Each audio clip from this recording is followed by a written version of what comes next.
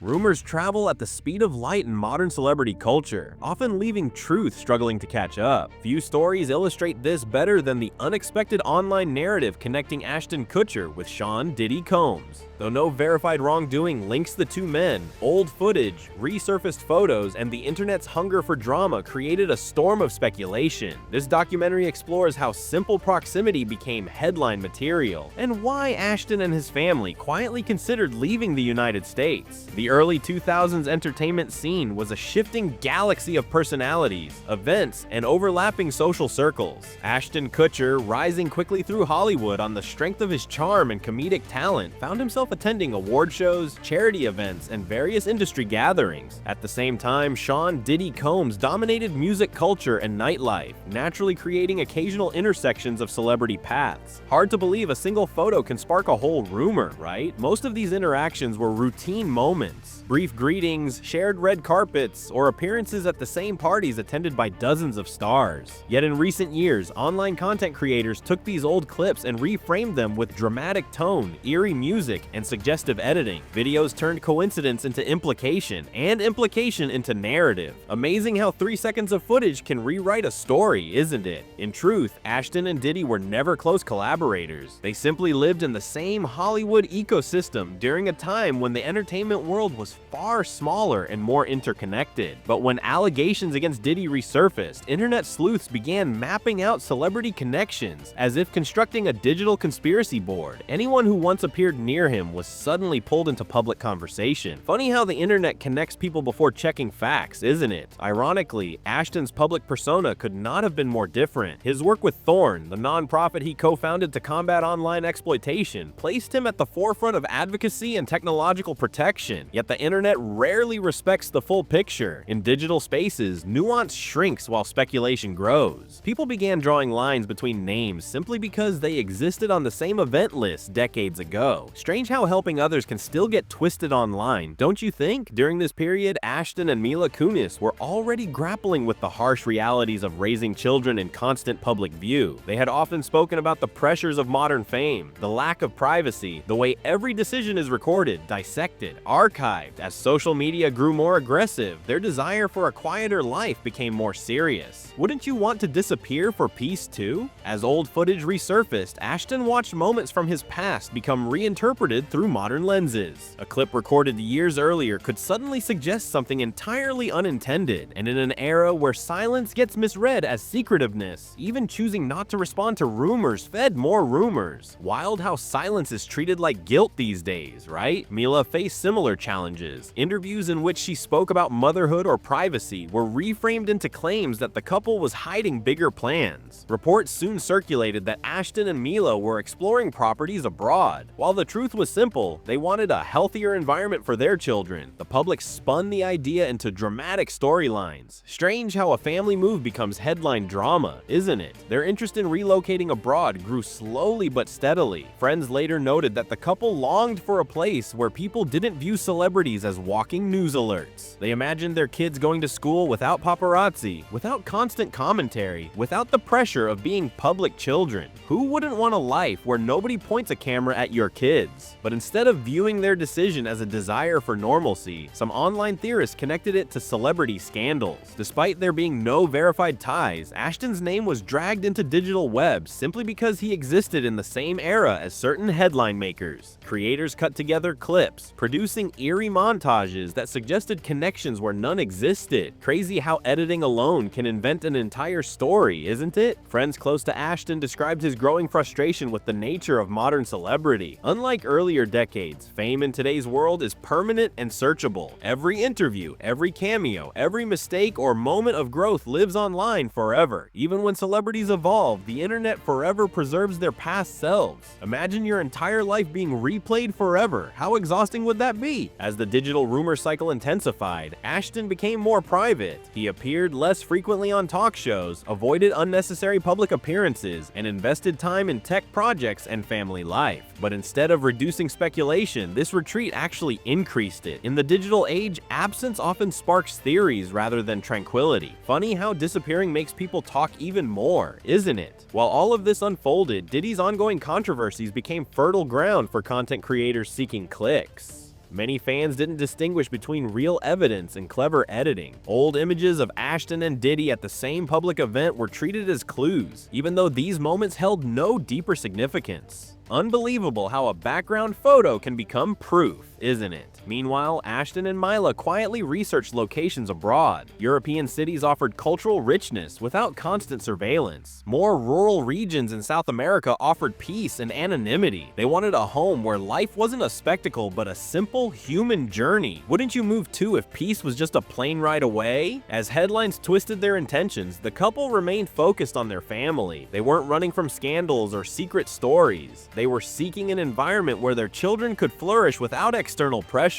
The real story was one of protection, not escape. Isn't it amazing how the truth is usually so simple compared to the rumors? In the end, the narrative surrounding Ashton Kutcher and Diddy reveals more about the digital era than about either man. It shows how easily the public fills in blanks, how rumors grow louder than facts, and how proximity alone can transform into speculation. Ashton's journey reflects the challenges of modern fame, and why stepping away from the chaos sometimes becomes the only path toward clarity and peace. Makes you wonder how different everything would look if accuracy mattered more than entertainment, doesn't it? The unexpected narrative linking Ashton Kutcher and Diddy was never about hidden alliances or secret involvement.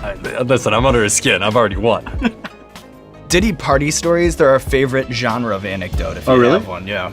Wow, okay, I've got a lot I can't tell. So, can't tell that one either.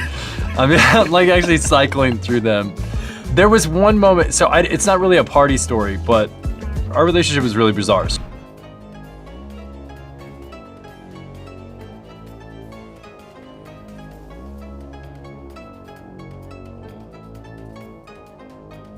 It was about the internet's ability to reshape reality. Ashton's true focus remained his family, his privacy, and protecting his children from the relentless noise of modern fame. As long as digital platforms reward shock over substance, stories like this will continue capturing attention. If you enjoyed this deep dive into how public perception forms, be sure to subscribe, stay tuned, and join us for the next documentary exploring the stories behind the stories. We became fast friends, and we used to just hang out, watch football together. And he came over and I was like, I'm going for a run. He's like, oh, I'll go for a run with you. And so he comes over to go for a run. About halfway through the run, he's like, yo, I'm running out of gas right now. But we had like paparazzi all around us at the time. He's like, you gotta slow down but make it look like you're not slowing down. Because he had to I don't wanna look like I'm not gonna be able to finish this thing. And he was losing it, right? Like he was like me right now with the wings and the heat starting to kick up. And he's like, and so we finish out the run. And then he was so upset over the fact that he got skunked on this run. That year he decided to run the New York Marathon.